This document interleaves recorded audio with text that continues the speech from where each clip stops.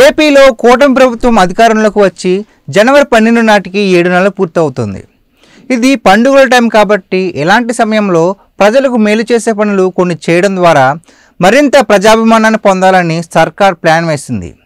నిరంతరం ప్రజలతో టచ్లో ఉండేలా ప్లాన్ చేస్తోంది. అప్పుడు ప్రతిపక్ష వైసీపీ వైపు ప్రజలు చూడకుండా ఉంటారని వ్యూహాలు రచిస్తోంది.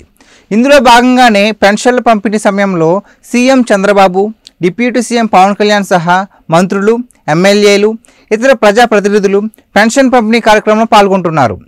అలాగే రోడ్ల మరమ్మతుల విషయంలో కూడా అదే చేశారు. ఇప్పుడు మరో కార్యక్రమం కూడా ఇలాగే చేయబోతున్నారు.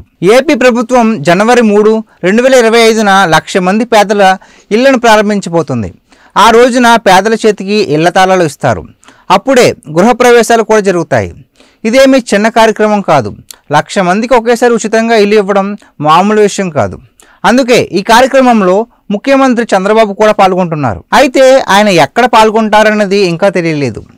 అన్ని జిల్లాల్లో మంత్రులు, ఎమ్మెల్యేలు, ఎంపీలు, ఎమ్మెల్సీలు, ఇతర నేతలు కూడా ఈ కార్యక్రమంలో పాల్గొంటారు. వ్యూహంలో భాగంగా సీఎం సహా నేతలంతా పేదలకు ఇళ్ల తాళాలు ఇవ్వడమే కాదు, ఆ ఇళ్లలోకి వెళ్ళి కాసేపు మాట్లాడతారు.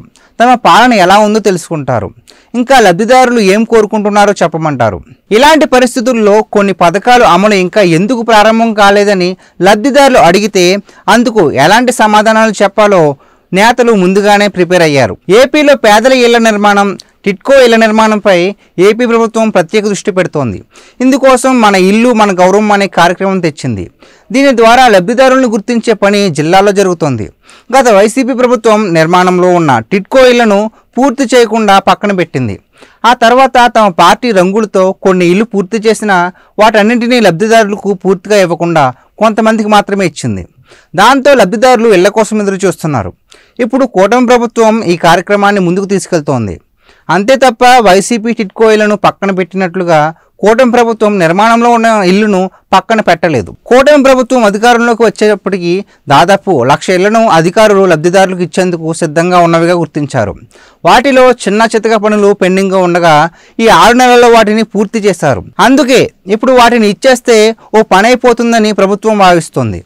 ఇంకా ఏపీ వ్యాప్తంగా మరో 6,40,000 ఇళ్లను నిర్మించబోతుంది.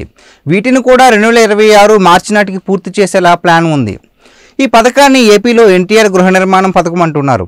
అయితే ఇది కేంద్రం అమలు చేస్తున్న ప్రధానమంత్రి ఆవాస్ యోజనలో భాగంగా ఉంది. ఏపీ ప్రభుత్వం ఇటీవల టిట్కో ఇళ్లను పూర్తి చేయాలని నిర్ణయించింది. అలాగే స్థలాలు లేని పేదలకు ఉచితంగా స్థలాలు ఇవ్వాలని కూడా నిర్ణయించింది. గ్రామాల్లో 3 సెంట్లు, పట్టణాల్లో 2 సెంట్లు ఇవ్వనుంది.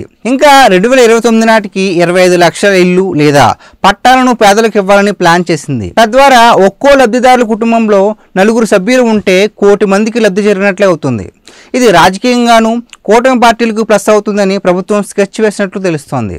ఇంకా ఒక్కో ఇంటి నిర్మాణానికి కేంద్ర, రాష్ట్ర ప్రభుత్వాలు ఇచ్చే డబ్బుల కంటే అదనంగా ఎస్సీలకు 50,000, ఎస్టీలకు 75,000, చేనేతలకు 50,000 ఇస్తామని ఇటీవల ప్రభుత్వం తెలిపింది.